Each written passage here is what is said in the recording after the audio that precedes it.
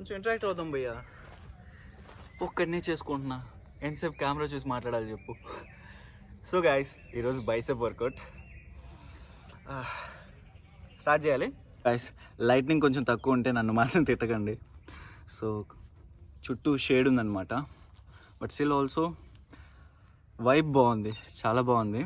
So let's start with bicep curls. So make sure that stretchings షూర్గా చేశారు, లేకపోతే భయ్యా మళ్ళీ చెప్తున్నా ఎక్కడిదక్కడ పట్టేస్తుంది.